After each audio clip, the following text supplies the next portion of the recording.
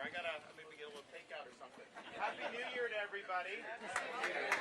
You all have a good Christmas? Yes. Oh, yeah. Okay.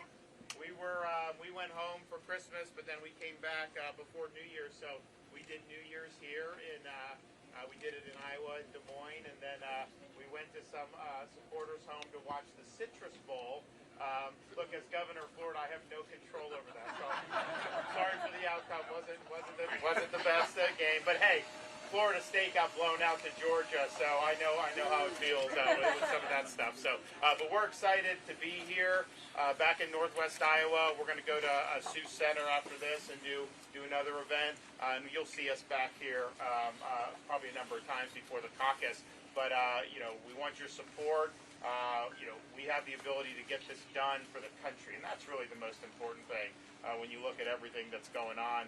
The way I look at it is, Trump's running on his issues, Haley's running on her donors' issues. I'm running on your issues.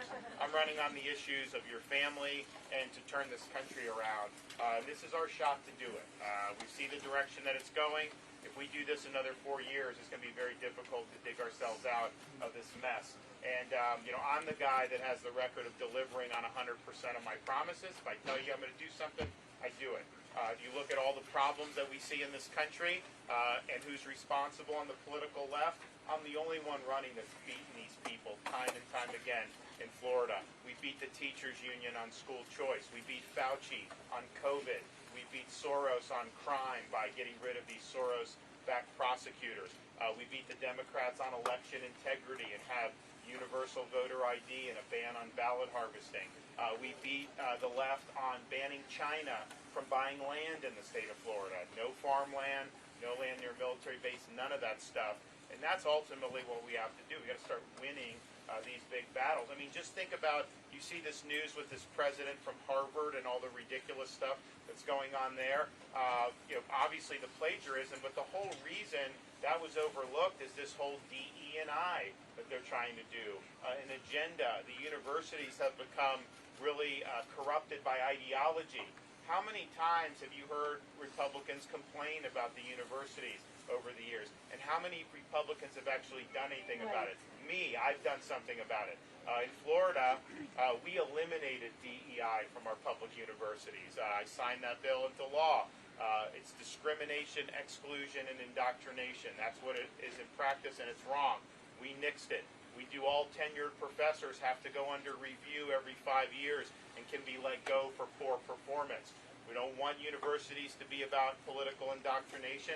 We want it to be about search for truth, academic rigor, and preparing students to be citizens of the Republic. So we've actually done this in Florida.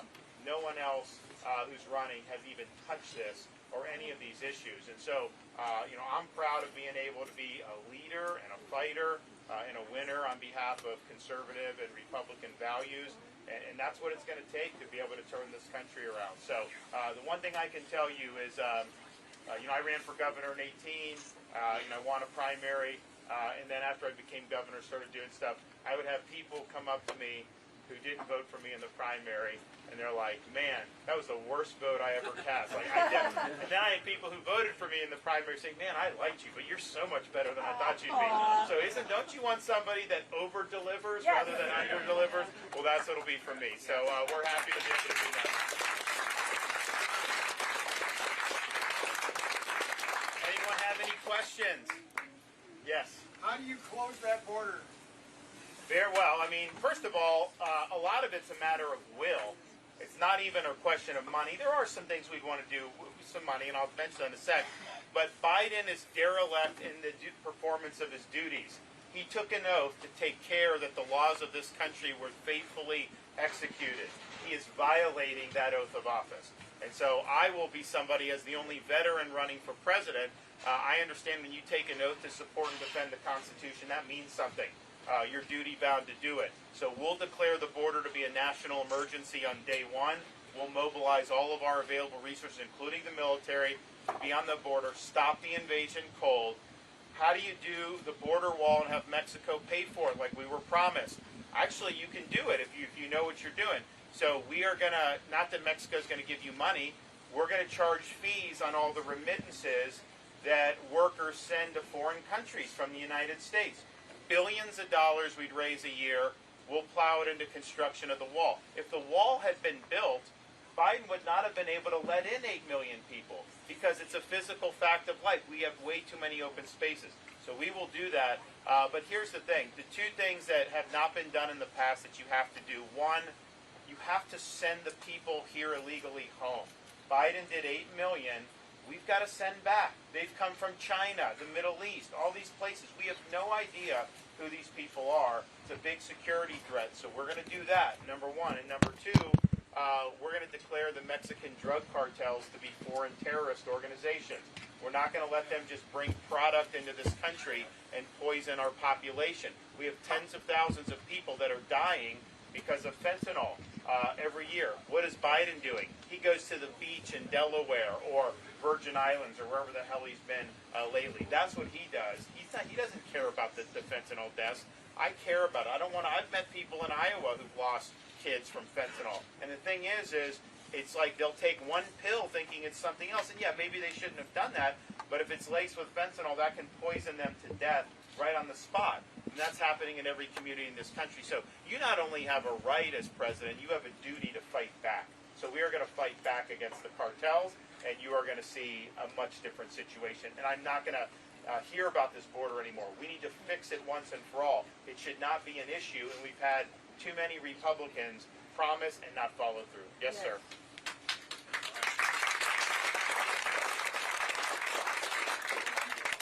What's your thoughts about trying to straighten out the military and trying to get younger people to do their fair share, like you and I do? Yeah, well, thank you for your service. So we got a problem with the military right now with recruitment. We got a problem with morale. Recruiting's at the lowest level since the end of the Vietnam War when they abolished the draft. And I have veterans come up to me frequently now saying, you know, I'm not sure I'd want my kids or grandkids to join today's military. And that is really sad that that's the case because veterans have always taken pride if family members join. They've always encouraged that, and yet they're not now. And I think it's because the military has lost focus. I think you have a lot of civilians who are trying to impose a political agenda. You've seen things like woke ideology in the military, the whole DEI. And I've talked to people on active duty, and they got to be very careful. They'll whisper to me.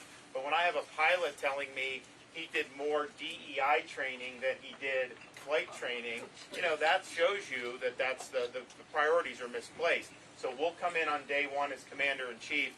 I'm going to rip out all of the political nonsense, all the woke, all the social experimentation, put that in the trash can. We're going to return the military to focusing on accomplishing the mission above all else, and the promotions are going to be based on merit. And once you do that, you increase morale, and you are going to be able to increase people that want to sign up. I mean, if you look back, we've had presidents talk about the nobility of military service in ways that have been inspiring. I mean, Ronald Reagan, he used to say that some people spend a lifetime wondering whether they've made a difference. Marines don't have that problem. John Kennedy said you can look back on your life with a great deal of satisfaction saying, I served in the United States Navy. That stuff matters, to have a president who's going to talk about that. And I have credibility in doing it because I volunteered and I served when the other candidates have not done that. So I think you're going to see an improvement. And I think the good thing about it, there's a lot of problems we deal with. The one good thing about the military is as commander-in-chief, you really have carte blanche authority to ensure good order and discipline. And so we'll be able to do what we need to do to get everything right. And here's the thing. I look at China, threat from China. You know, we've got to do more to have more military power to deter them in the Pacific. But how are you going to do like a naval buildup if the military culture is out of whack and we can't even recruit people? So you really got to fix that right off the bat, and we will do that, and it's important that we do that. Go yes. Navy! Go Navy! They didn't quite beat Army this year, but that's okay. Yes, back there. If I looked at the primary race today, I see three big candidates, yourself, Haley, and Trump. It seems like Haley's playing for second place, wanting to be vice president. You still kind of gunning for president today, and I don't really want a vice president job. Why are you not going after Trump so hard, given that Trump's Well, I mean, first of all, he won't debate. I mean, like, how am I mean, like, he's not willing to get on a stage. He's not willing to answer questions. He's in Mar-a-Lago. I mean, so yes, show up and debate. Let's do it. I'm willing to do it. We're doing a debate on January 10th in Iowa. He was invited. He declined. I accepted. Haley accepted. And so then yesterday he just announced he's going to do a town hall on Fox News the same time we're doing the debate.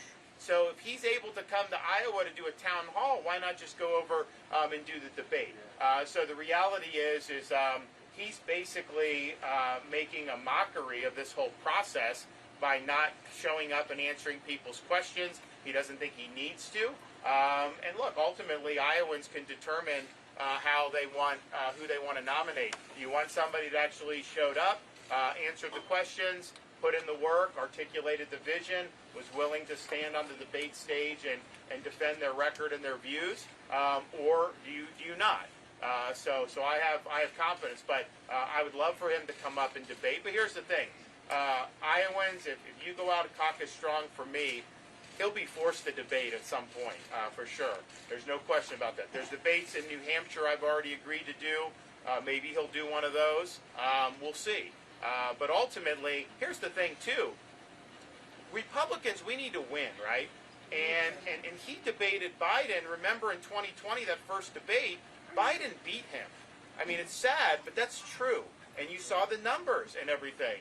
And so he owes it to you to show that he could go and handle this in a way that's going to be good for the party. So I was willing to debate Gavin Newsom from California because they may not run Biden.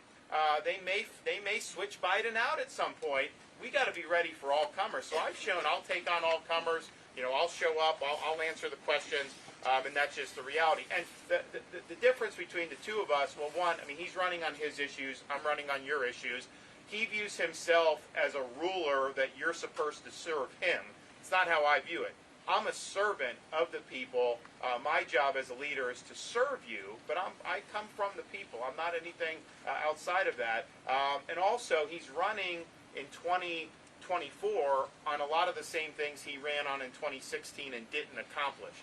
And I have a 100% record of delivering on my promises in Florida. So I am not telling you anything that I don't have a plan to actually implement once I become president. It's very important that you get the job done. You can't just be president, issue executive orders every now and then, and think that that's going to fix the country. It's not.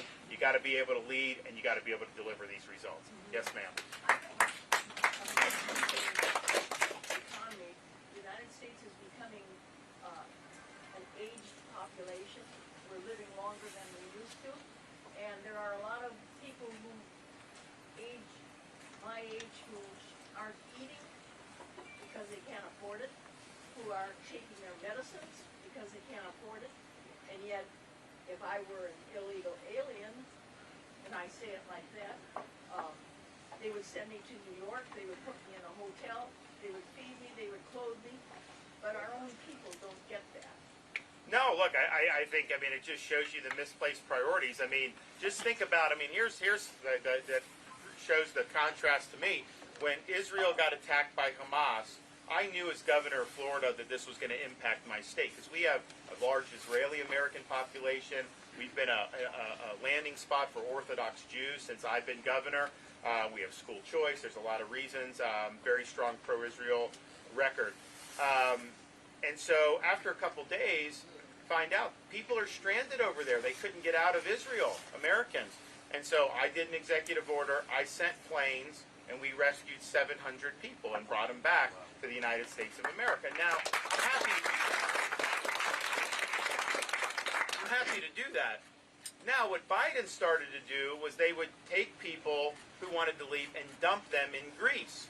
And then they'd have to figure out a way to get home in Greece, which is not easy to do. But they would actually charge the American citizen for the flight into Greece. So you're leaving a war zone and your own government sends you a bill. Meanwhile, illegals can come across the border and they get free flights, free lodging, and free everything like that.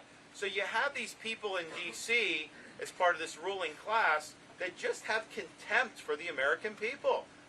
They just don't care about their own people. They have their own agenda. And I think that that's very, very sad to see what is going on. So when you get elected to anything, your job is to put the interest of the people that you were elected to serve first. We can't be indifferent between an American job and a Chinese job. We've got to support America job. We can't be indifferent between an American business and a foreign business. We got to be for American companies. I mean, we just have to do that. That's your job, to put your own people first. And so you can count on me doing that. We're not going to be in a situation where we're doing this Biden nonsense. And what he's done to incentivize the people coming across the border has just been disgraceful. Yes? Election integrity. How do we make sure they don't cheat? Well, in Florida, we actually enacted great election integrity. My state was a joke on elections 20 years ago. A lot of you remember that from 2000. We banned ballot harvesting in Florida. We banned the use of Zuckerbucks. We have universal voter ID. And we have an election crimes office now in the AG's office that actually prosecutes people who violate the law. We count all the votes, produce the results the day of the election, and no one says anything because it's not. Some of these other states, they take days and days to just count the votes. California, you will go, and the day after the election, one candidate's winning, and then another candidate's behind, and then they'll just keep counting, and it flips.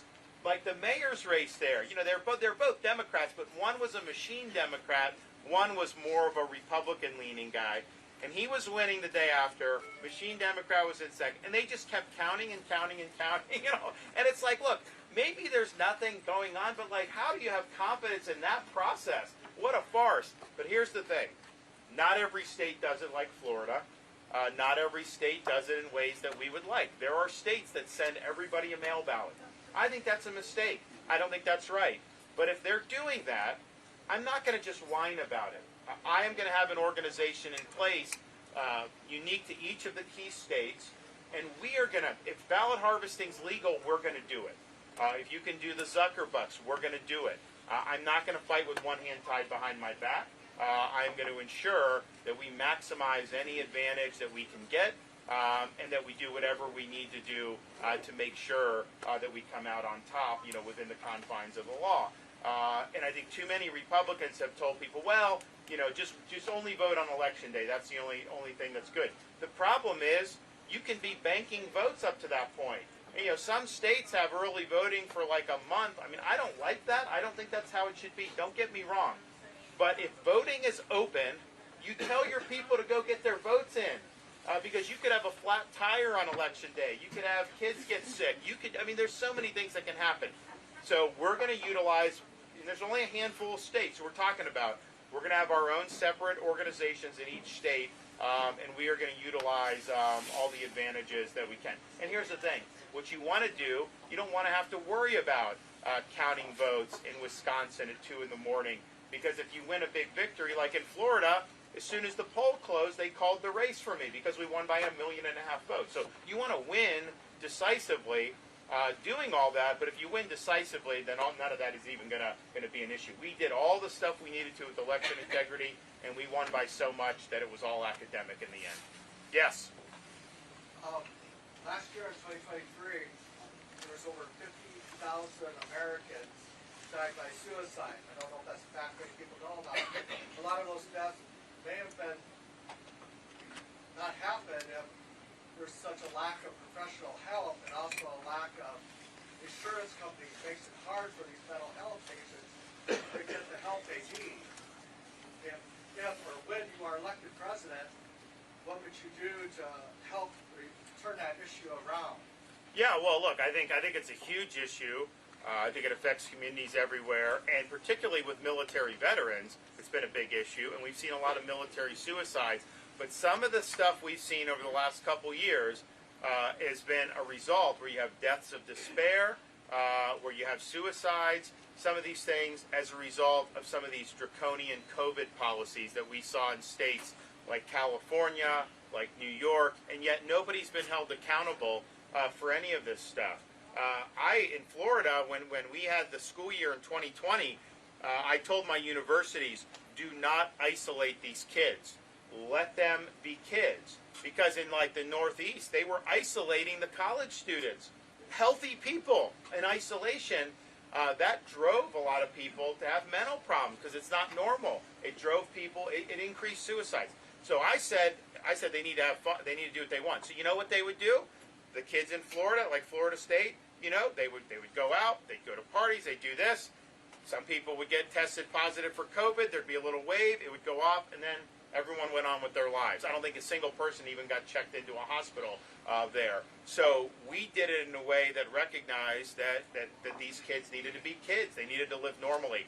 The places that didn't do that caused huge problems. So I want a reckoning for these COVID policies. I want to hold people like Fauci accountable. I want to hold people like the CDC accountable. And I also want to help, particularly with the veterans. The VA, they basically do a lot of drugs when veterans have problems with things like post-traumatic stress. I don't think that that's been effective for most of our veterans. So what we need to do is we need to harness some of these resources we have outside of the VA, because at the end of the day, the VA is a big bureaucracy. We're going to do some stuff to help there, but the reality is we need to get outside of that and utilize some of the resources. So we have military charities, we have other types of nonprofits, businesses, individuals, churches that want to be involved in helping people. In Florida, we have something called a care portal where they're all plugged in. Someone goes in for government assistance. Maybe a mom got evicted, has 2 young kids, needs a place to stay. Yeah, maybe the government can help with the program, but it goes out the what happens? The churches will come, or the charities will come, and they'll help. And those people typically don't go back for government assistance. So these veterans, they go in, they have problems with post-traumatic stress. I have charities that train service dogs to help mitigate the symptoms of post-traumatic stress. Suicide rate goes down. Maybe it's just an individual volunteer from the neighborhood says, you know what, goes to their house, hey, I just want to make sure you're all right. Can I take you to get a cup of coffee? I just want to know I care about you. That can be enough to avert a suicide right there. So we just got to understand the bureaucracy ultimately isn't going to solve these problems, particularly when we're talking about issues regarding veterans' mental health, particularly veterans' mental health. Yes? I'm here to represent the 7th group from Florida. My son-in-law is a Green Beret, Special Forces. He met with you, and when you delivered awards for the last tragedy in Afghanistan and African camps, he was there as well.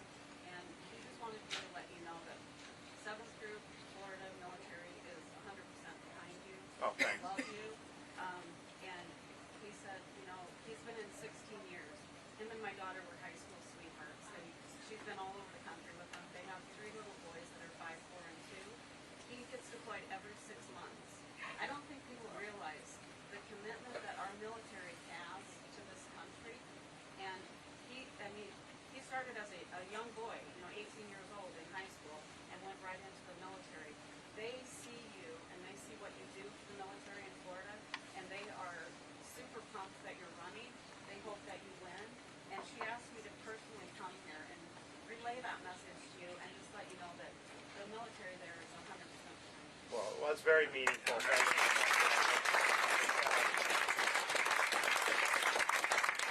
But you're right. People don't appreciate because we don't have a draft, which is I'm not saying we should have a draft, don't we? But we don't have a draft. So like when 9/11 hit, you relied on a very small segment of society. You know, there were communities in this country that didn't have really anybody serving necessarily, or certainly not a lot of people. Whereas like a World War II, every single community to marry, I mean, it was like the defining moment, right? And so what happened was the same people are having to deploy over and over again, and especially in the Special Forces community, because the tempo is very quick. And it's almost like, and look, I mean, obviously I respect what they do. They're an important asset. But these politicians, their view is basically they can just send special forces, like, oh, well, we'll just send special forces. And just because they think politically it's easier, if something goes wrong, then they won't. If they start to send more conventional forces, then people may get upset if things don't go well. So I think that's been a double burden on the soft community, because I think politicians view it as kind of a way to deploy force without having to assume any political risk or as much political risk. So they've had even more placed on them. And, you know, it's difficult when you're deploying like that to have a family life, to raise kids. The spouses are serving too, because what they have to do to be able to pick up the slack, And it seems like your family has done well with it. But I remember being deployed with guys in their 20s who were on, who had already been divorced twice since 18. Because they're constantly going and stuff, and so there's a huge burden that gets placed on service members, but particularly from those communities, and particularly when you're in a very high tempo for deployment. So that's just something that I'm sensitive to. It's part of the reason why we need to do better recruiting, because we need to have more strength in numbers. Yes. Yes, education in this country stinks. Literally stinks. So what's your plan to get it straight? Well, Florida's ranked #1 by U.S. News and World Report in education. So, and that was not true 20 years ago. Well, I think so. Part of what we've done in Florida is a couple things. One, we've protected the rights of parents to direct the education and upbringing of their kids, and so that means universal school choice. So parents in Florida have the ability, of course, to go to their local school. They can go to a charter, send their kids to a charter school, which is a public school, but outside the school districts, and they can get a scholarship to go to a private school if they want to go to. Oftentimes, even within a school district, a parent has choices with all the public schools now, because there's a competition for students. When parents have options, these schools need to up their game. So that's been a benefit. The other thing is, parents have a right with the public schools to know the curriculum that's being taught in the schools. It's wrong to be having pornographic materials in 4th grade classrooms. It's wrong to be teaching 1st graders that they can change genders. So in Florida, we have said no to that, made sure that kids can just be kids. Parents get empowered to be able to inspect curriculum. And there'll be these things that are in the schools, and a parent will go to a school board meeting and they'll start reading the book. And this happens all over the country. And the school board people say, oh, you can't do that here. It's too graphic. You can't read that. Well, how is it okay to be in 4th grade then? So we have a provision in Florida law that says if a school board does not allow the material to be read in an open school board meeting, then by definition it's not appropriate, to be in a young kid's classroom. And these are just things like that. So part of that is just what's appropriate. Part of that is just what's appropriate, but part of it is there's a struggle between, is school for education or is it for a political agenda? And I think you have more and more, like these school unions have been very politicized and very partisan, and they want to use the schools to advance agenda. I mean, when the COVID school closures were happening, these teacher unions in like Chicago and LA, they didn't want to go back to school. They were putting demands in, like, talking about free Palestine and all this like left-wing laundry list of things that had nothing to do with education. So that's when you see that, you're like, no. So in Florida, we say the purpose is education, not indoctrination. When you get into some of this inappropriate stuff, what could you be teaching? You could be doing more in math and science and all these other things. So that's another thing we've done that I think is really, really important. And then higher ed, I mentioned at the top, my view on it is, as a governor, the people of my state, if they're funding these universities should be pursuing a mission that is advancing the best interests of the state. Universities don't just have a right to just do whatever they want to do and just pursue a political agenda. And oftentimes when they do that, they try to crush conservative dissent, and so you can't even get a tenured position if you're openly espousing conservative principles. And so we said we're not doing that. We're going to focus on the classical mission of the university, and that's been very, very positive for us. And we're way ahead of the curve. Now is what's happened since the Hamas stuff, when you have all these people protesting on these college campuses, and you've seen the universities fail to respond in a good way. Now everyone's saying, oh man, higher ed's really rotten. But we knew that there was this rot there prior. And in Florida, we were taking action, and we got a lot of blowback from like the media and everything in the left, because they know that those institutions had basically been hijacked by the left to advance leftism. That's not what they're for. They're supposed to serve all the people, and that's what we've been able to do in Florida. I got a college in Sarasota called New College. It's a liberal arts college, one of our state universities. It's supposed to be the top honors college in Florida by statute. It's not, it hasn't been. It was like a Marxist commune, like left of the left. So I had people tell me Is there, maybe the legislature will get rid of it, whatever. I'm like, well, do what you want, but they didn't have votes for that. So I'm like, all right, if it's here, I'm going to make sure this is useful. So I appointed 7 conservatives to the Board of Trustees. They fired the president, hired a conservative president. They eliminated critical race theory and DEI. They abolished the Gender Studies Department, and they reframed the mission of the university to be America's top public classical liberal arts college, similar to like a Hillsdale College in Michigan. And so now I've got people all over the country applying to go to New College in Sarasota, because parents look and they think, wait a minute, you spend 18 years instilling values in your kids, and then what, they go to college for 4 years and it's undone in 4? And so if they see a place that's dedicated to the pursuit of truth, that's very attractive. I also think this, not everyone needs to go to a 4-year brick and Ivy university. Right. It's not the best way for many people, certainly not the only way. And yes, if you're going to go and be an engineer at MIT, you're going to do well, for sure. But we've had so many students be told you got to get a degree. They go $100,000 in debt at some 4th-tier private college that's priced the same as MIT. It's a degree in like zombie studies, and then what? They get a job they could have at a high school? How is that something that is beneficial? So you're not any better off than anybody because you go to a 4-year college, and people that are pursuing trades and other type of workforce programs are not any lesser. In fact, we have guys in Florida that'll get a certification at a high school, and they're making like 80, 90 grand when they're 18 years old. Truck drivers making $100,000+ right out of CDL school. So we have there's way more than one pathway. So as president, not that this is all done by the federal government, most of this is local, state, but I'm going to champion apprenticeships. I'm going to champion workforce education, and particularly just telling young people there's more than one way you can be successful. Don't anyone tell you you have to do this or have to do that. Take a look at these pathways and make the best decisions for yourself. And oh, by the way, on student loans, we are not going to have taxpayers foot the bill for student loans. I mean, it's wrong.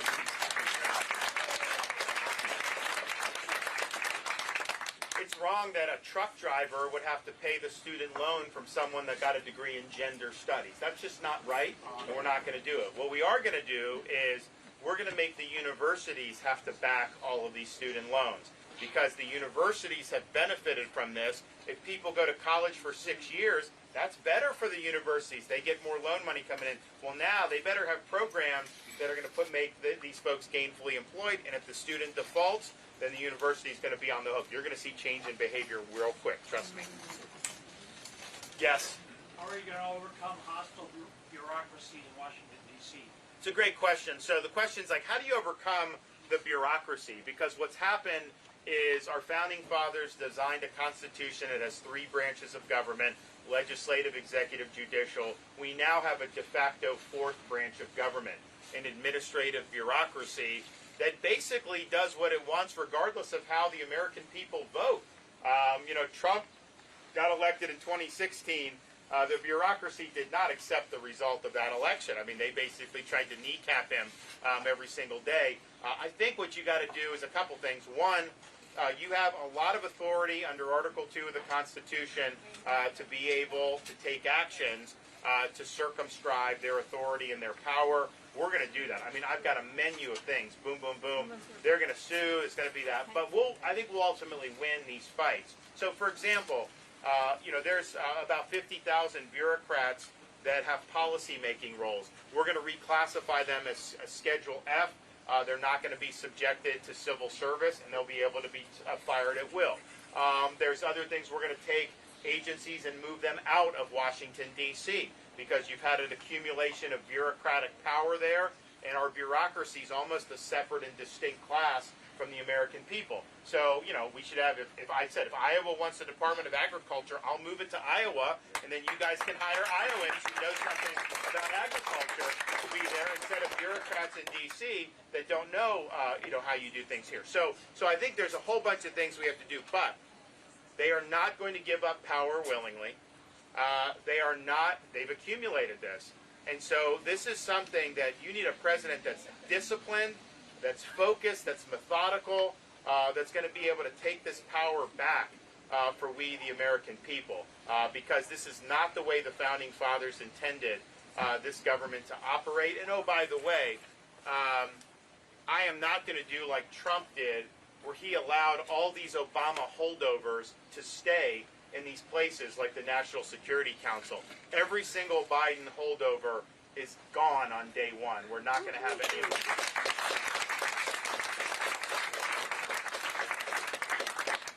Yes, sir. What's of DeSantis foreign policy? Because the U.S. seems to babysit the whole world. Right. So look, I mean, our foreign policy is, I think, out of the schools of people like Reagan and Dwight Eisenhower, peace through strength. But it's not for us to try to micromanage everything that's happening in this world. We have certain vital national interests. We will defend those. But you know, you need to have our allies have to do more. For example, Europeans.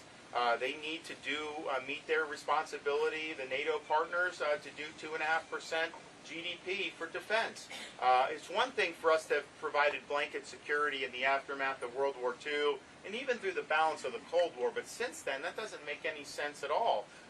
These are wealthy countries, and they should be required to do more.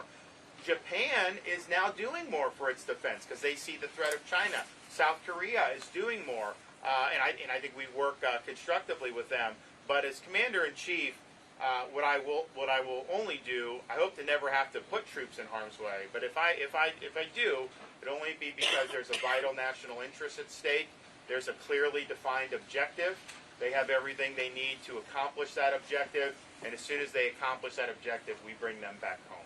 And that's the way you've got to do it. We can't be in these lengthy conflicts where we have no victory and we just kind of spin our wheels for year after year. It's costly in treasure, it's costly in lives, and I don't think that's the way the strong foreign policy presidents that have really succeeded have done things. So we will be strong.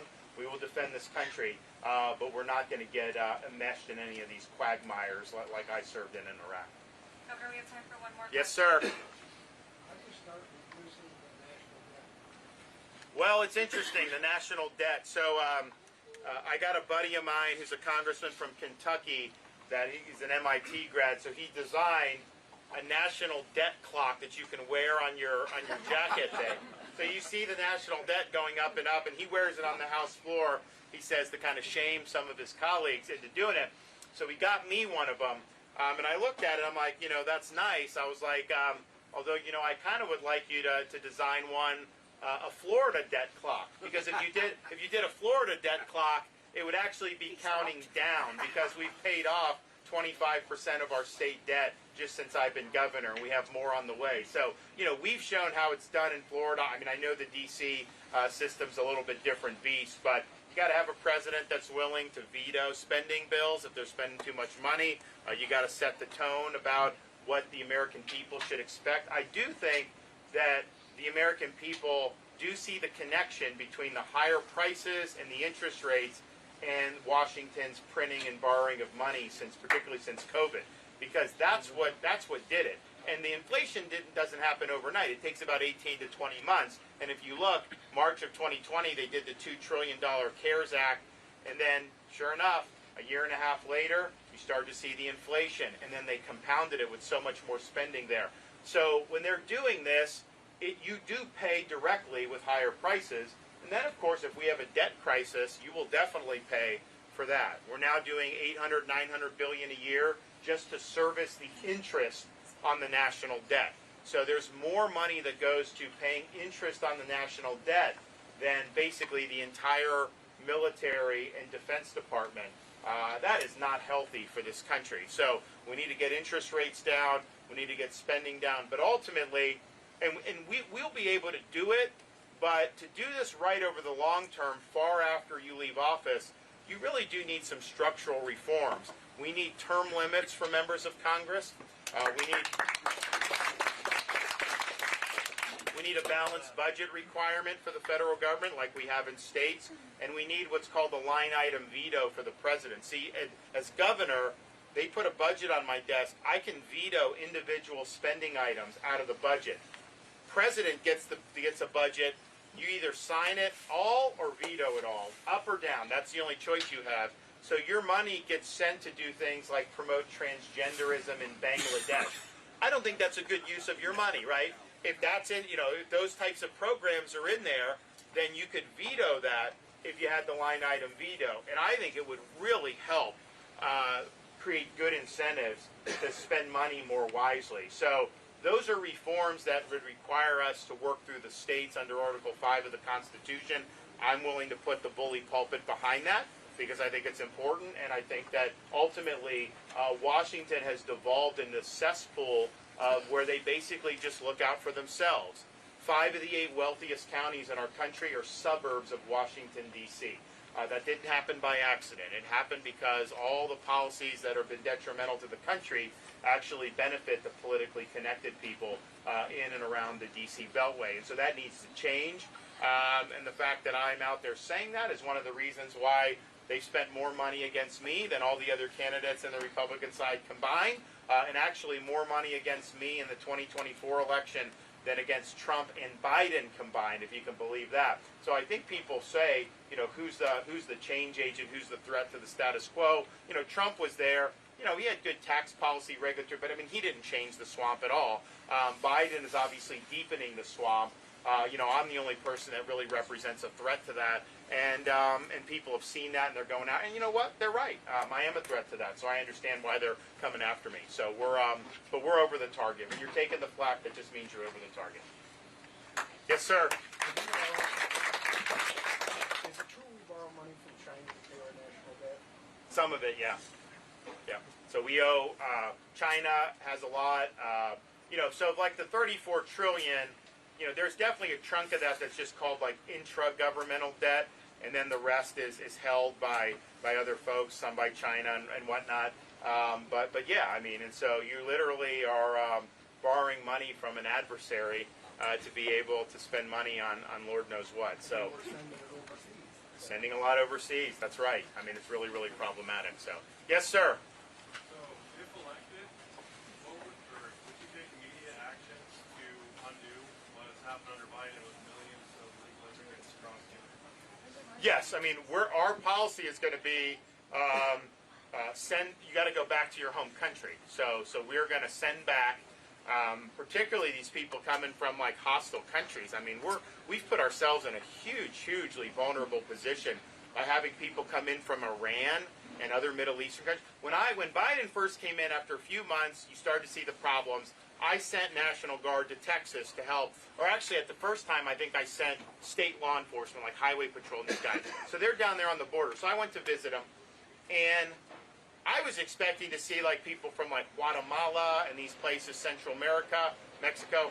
I was seeing people from Libya, Haiti, like all around the world were coming through that border. So it's a huge problem. And so you have to send them back. That's what you have to do.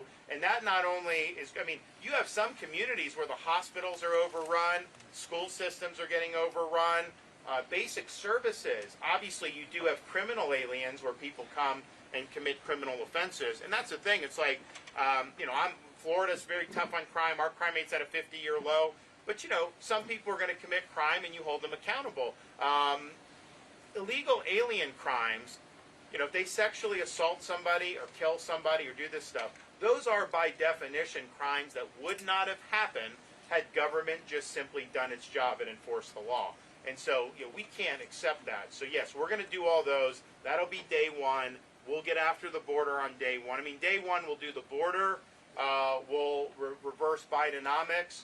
We'll open up all of our energy for production domestically, and then we're going to have the beginning of the administrative state, unwinding that on day one. So it'll be a very busy first 24 hours, but basically every day you're going to see one thing after another. We'll be locked and loaded, ready to go. Look, the country's in trouble. That's bad. The flip side of that, there's a lot of low-hanging fruit for us to get after. And when I became governor of Florida, I sat down at the desk in the state capitol my first day. I kind of looked around the office and I said, look, I don't know what SOB is going to succeed me in this chair, but they are not going to have very much to do because I'm getting all the meat off the bone. Anything I can do, I'm going to get out in front. I'm going to lead. I'm not going to just sit there like a potted plant while there's issues. And so we've done that. I mean, we've gotten after things, and we've had more productivity than anybody's been able to have in our state's history. But that's the type of, I think, mindset you have to have when it comes to being there. You're there to lead and to get things done for people. I don't need a title. I don't need, people kissing my rump. I don't care about any of that. I just care about being able to use that to be able to help change the country. So we can get all this done starting on January 15th here in Iowa. So for those of you who've committed to caucus for us, thank you for that. I ask you to bring some more people with you, friends, family members, co-workers, neighbors, you name it, get them out there. This is a chance where your voice probably, this vote is more meaningful than any vote you can possibly cast because of the impact that it has. And so, for someone who's committed to caucus for us, they bring another 3 people.